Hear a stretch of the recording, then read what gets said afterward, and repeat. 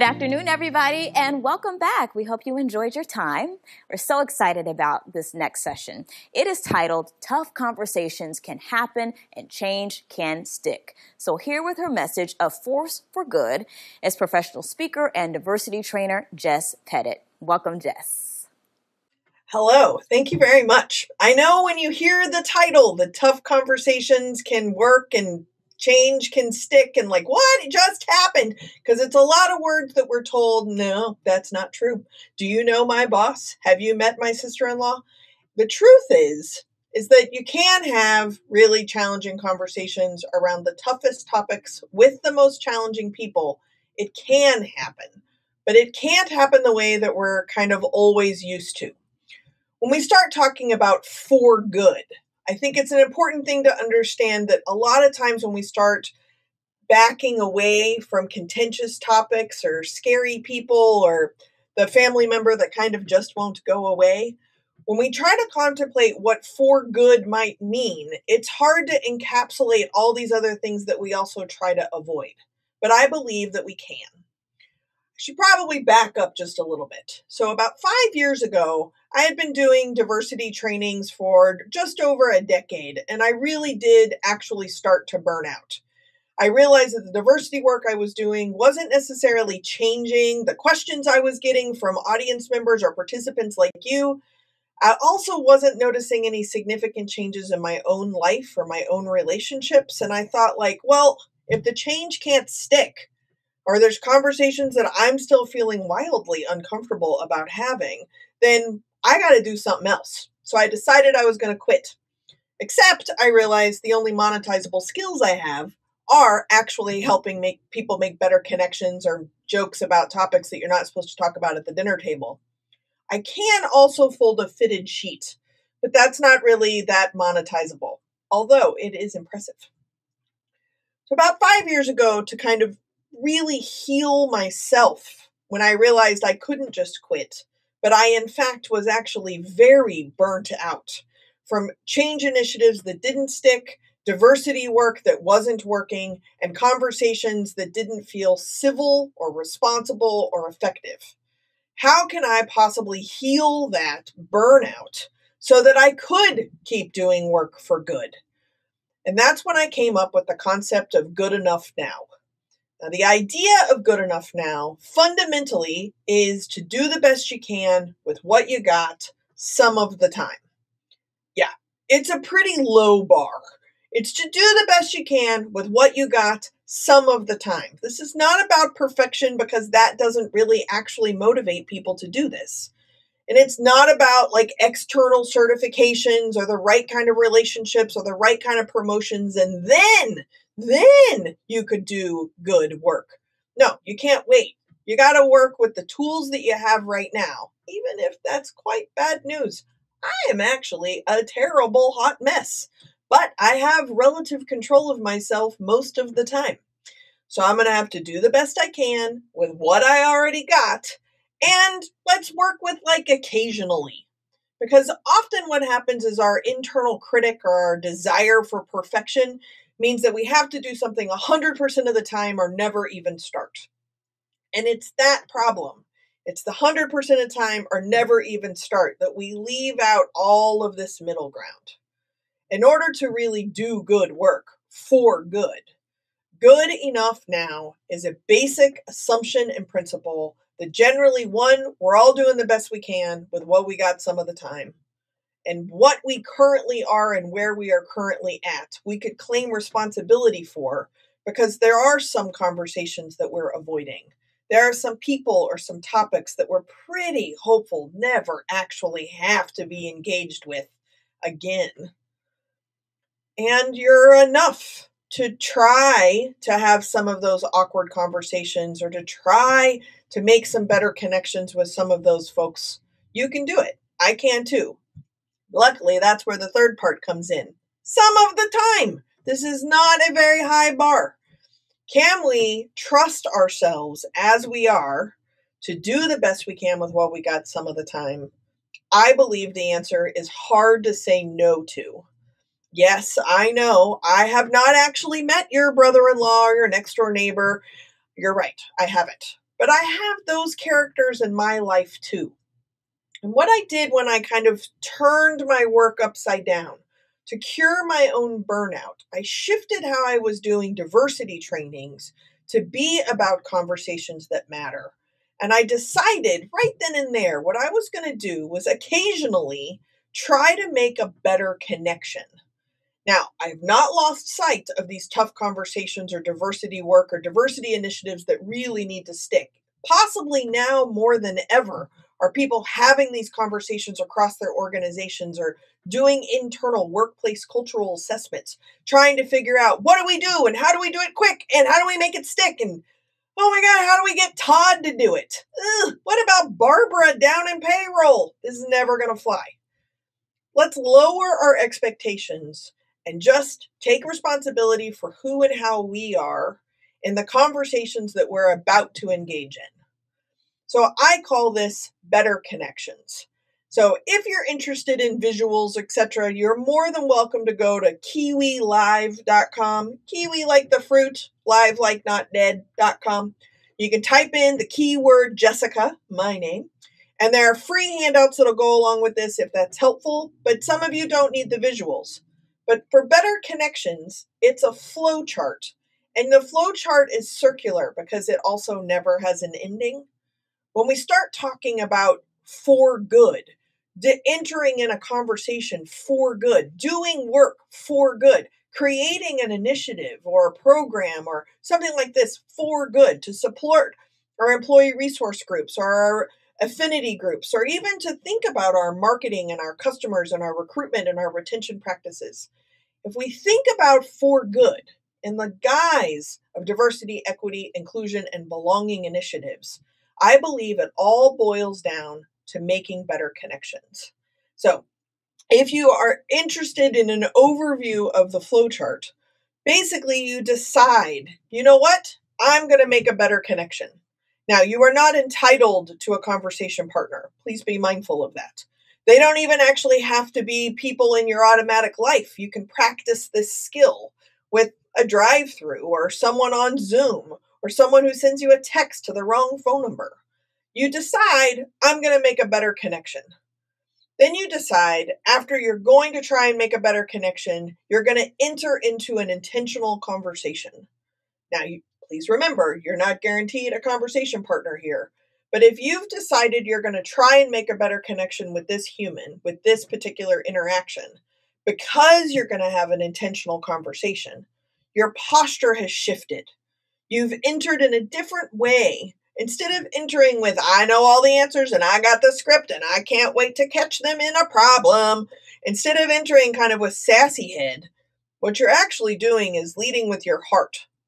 You're going to enter in a curious way, in a generous way, possibly even in an authentic or vulnerable way, because you've decided in this interaction, I'm going to try and make a better connection with this human. And I'm going to do it, my methodology is going to be by having an intentional conversation. So then you would think the next step is like formulating what you're going to say or picking and choosing your words. But no, the next step is listening. Listening to others as if they are wise. If we can listen to others as if that they're wise, what that means is we're entering in a conversation, possibly asking a question that we don't already know the answer to. We're listening to them to learn something.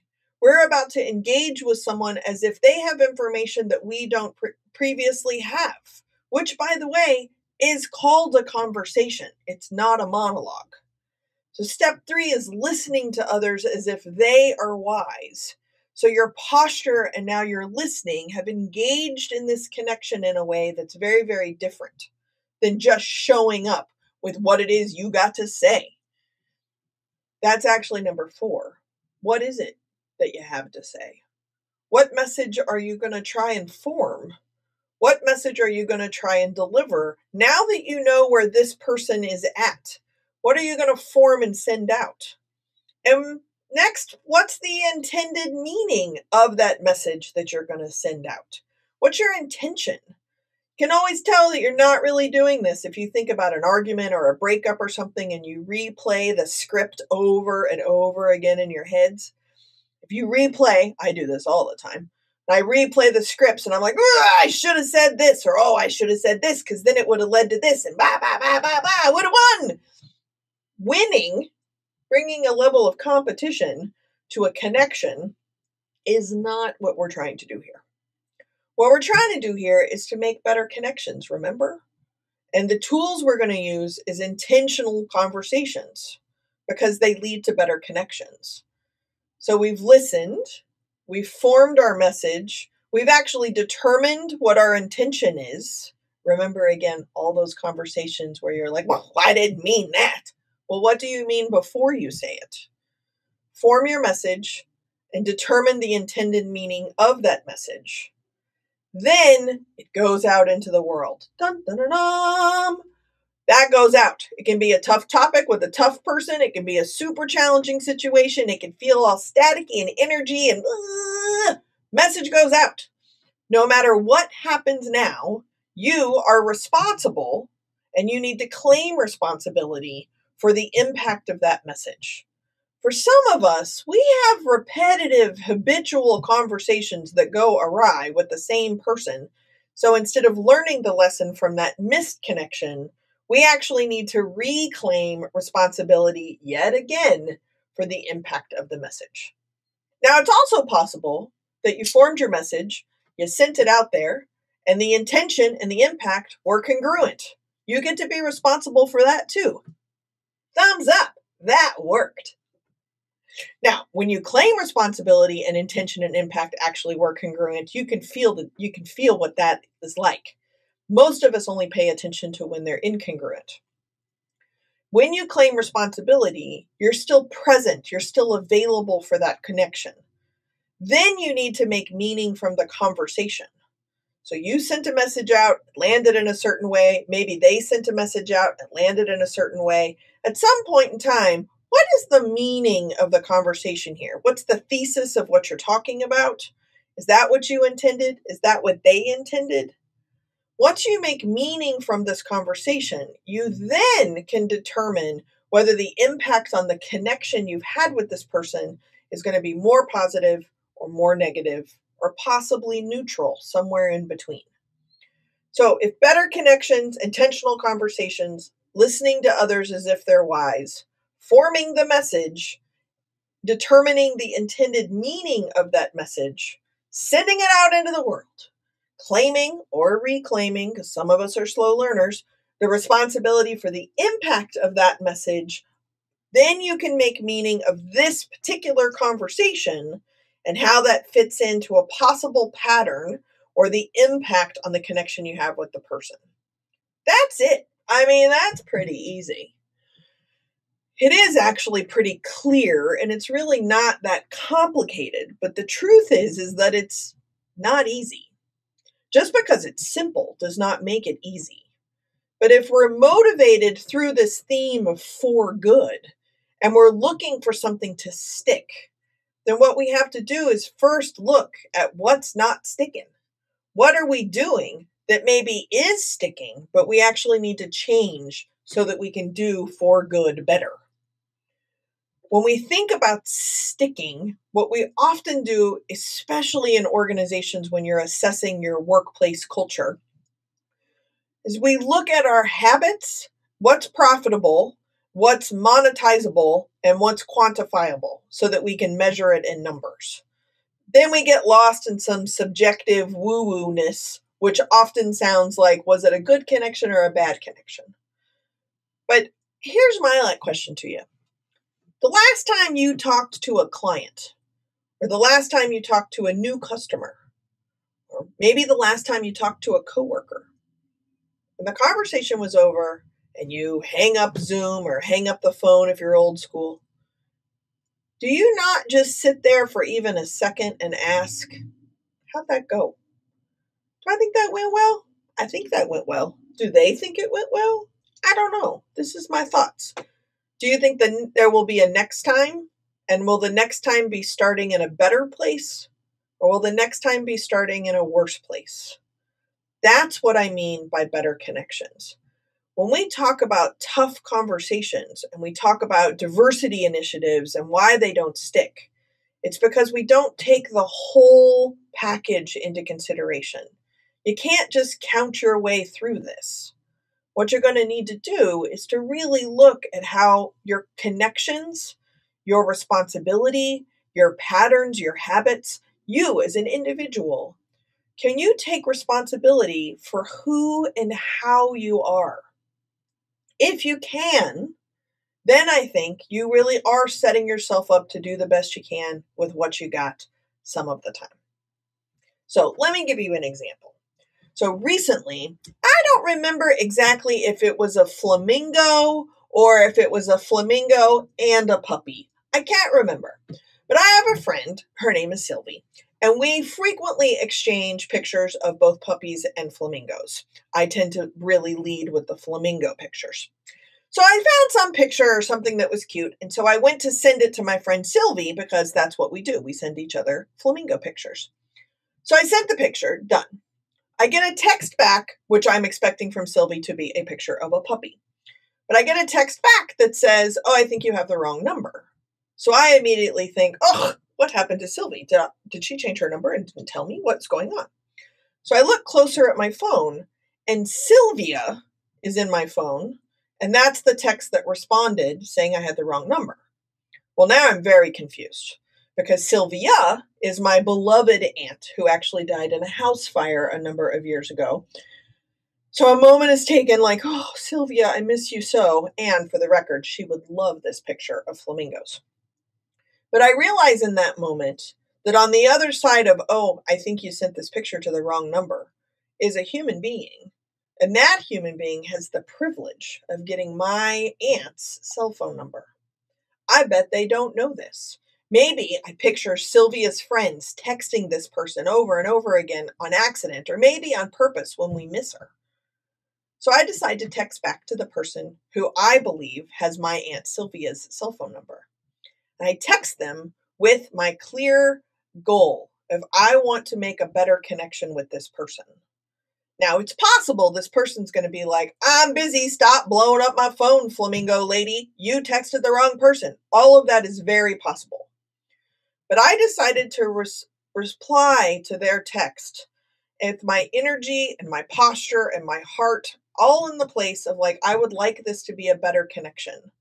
In honor of Sylvia, in honor of my friendship with Sylvie, in honor of my fat thumbs and not looking close enough, and also in honor to me that I still even have Sylvia's phone number in my phone after all these years. So I go to reply back to this stranger, and my intention is coming from a better connection. I want this to be a positive interaction.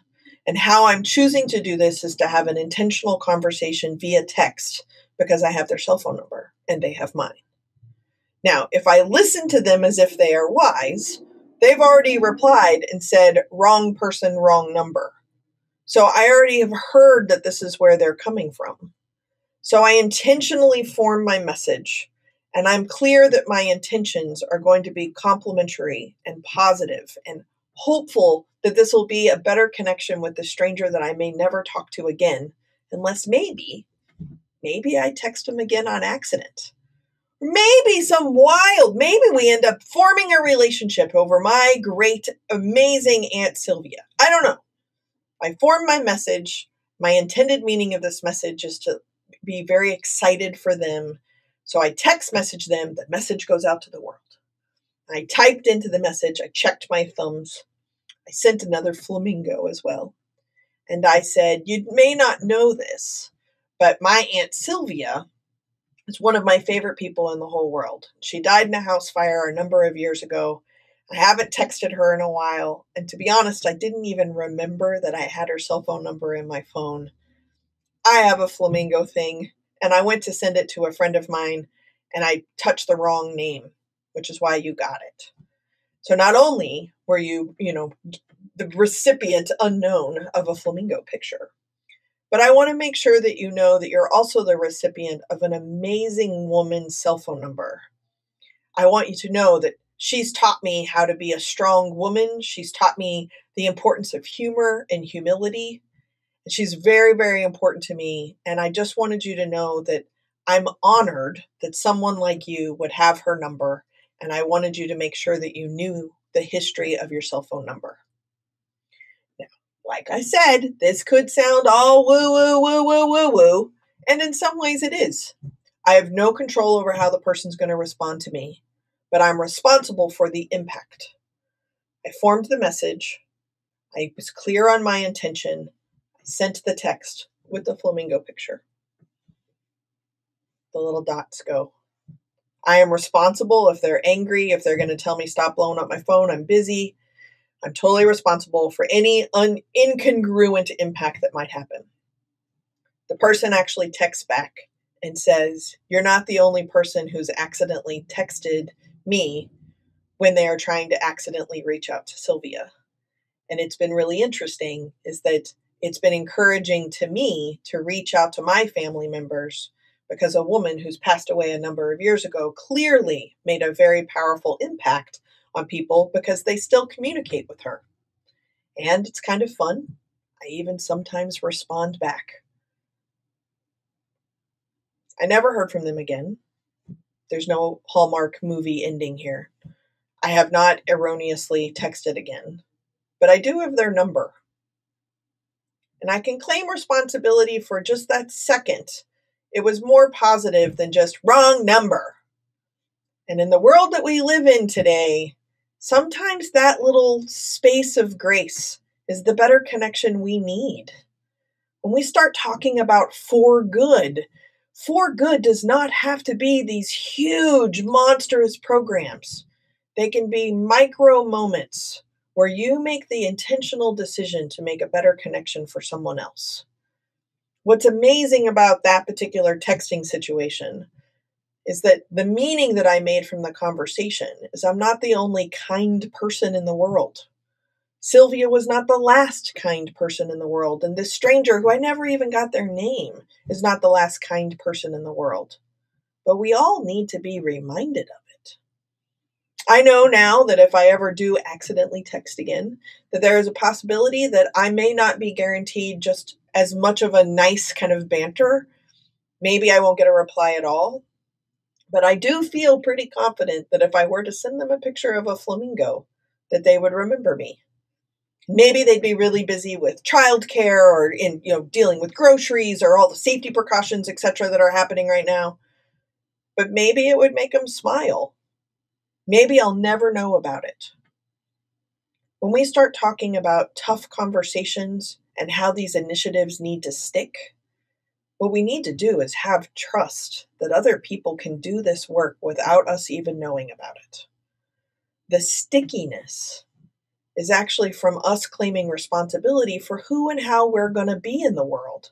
When we claim responsibility for who and how we are in the world, then that's what sticks. We can question our own beliefs, our own systems, our own routines, our own habits. We can keep the ones that we want to keep. Maybe there's some that are wildly incongruent. Okay, well, at least now we're conscious of them. We don't have to sort them out immediately into keep or delete. But maybe there's a middle ground of just kind of edit, pay attention to, notice. When we talk about challenging conversations and the need for these initiatives to stick, the real part that I think is the challenge of the stick is, will you keep it up? Will I stay self-reflective? Will I be aware that when someone gives me the gift of feedback, that I can actually now be conscious of something I was unconscious of before? Can I look at a patterned conversation partner that I have where it always goes wrong and I dread having these conversations? Can I look at that in a different way? More importantly, can I enter or re-enter a conversation with these people in a different way? I've written a story about them, and they've written a story about me. I don't have any control necessarily over what they've said about me, but I do of them. And if, instead of never writing a story, I actually just take responsibility for the story that I have written, print it out, triple space with extra wide margins, And then with curiosity and generosity, lean in. Decide that this is going to be a better connection. Maybe you won't be victorious, but you've entered the conversation in a different way. And that curiosity and that generosity, they may or may not notice it, but you will. And that will be a behavior pattern that could stick. It could stick with that person, with that topic. It could actually encourage you the next time you have a tough conversation with a whole new person, because you'll be able to build up some muscle memory and some practice of doing the best you can with what you got some of the time. When we talk about for good, the idea there is that your intentions and your responsibility are clear, and that you've decided from your intentions and your responsibility that you're going to aim for good. It doesn't mean that you're going to get a bullseye every time with every single person, but it does mean that you will decide to continue. You will flow through occasionally a conversation where you're going to enter with the intention of a better connection. You can use the tools of tough subjects and tough conversations, because easy subjects and easy conversations are easier. But if you can build these habits up in the tough places, imagine the better connections you'll make from the easier places. Imagine what it'll feel like when listening to others as if they're wise becomes a habit, even for extroverts like me, to really pay attention to where is this person right now? What do they need from me right now? How can I help them? Does that information edit or change the message I'm forming, or my meaning, the tone or the language or the word choice? Then I can send my message out and about. And I can claim responsibility for when it worked, and maybe when I feel like it maybe didn't. I can make meaning from the interaction, the impact on the connection, and I can do better next time. That is the secret to sticking. It's not making tough subjects and tough conversations easier. It's practicing in the easy conversations so that the habits and the tools and the muscle memory is there, so that you can openly, curiously, with generosity, show up occasionally with the decision that this tough conversation, or this person with a sordid history with you over conversations, we're going to try and do better. Because who else can other than you? If I claim responsibility for who and how I am in the world, then I'm going to be able to practice doing the best I can with what I got some of the time. Now, I know we're going to open up for some questions or some comments and see how that's going to go. And I highly encourage you to really think about some of these tough situations. But here's the caveat. As your questions start coming in, notice when you're about to text them in, is it about them or is it about you? I can't fix them. You have control over yourself partially some of the time. But can you ask a question about your intentions and your impact that you're about to have on the tough conversations? And then I'll answer what you can do to help make them stick. Now remember, if you go to Kiwi Live, Kiwi like the fruit, livelikeNotDead.com, you'll type in my name, Jessica, as the keyword. And between now and August 19th, I think I set it up as, you'll get the flow chart for these kind of conversations to make better connections that'll help that work stick. I also threw in an organizational assessment, which really is supposed to be a conversation starter around a bunch of different things to notice about your organization. Paired with a better connection conversation chart, you'll be able to have some more challenging conversations. If there's anything I can ever do to help, always I'm here for you as well. But what I think is the most important thing to understand is that for good does not mean for perfect. Just like perfect connections isn't what I said. I said better connections. And that is how tough conversations with tough people and tough topics will stick. Thank you. Thank you, Jess. Those insights were so important.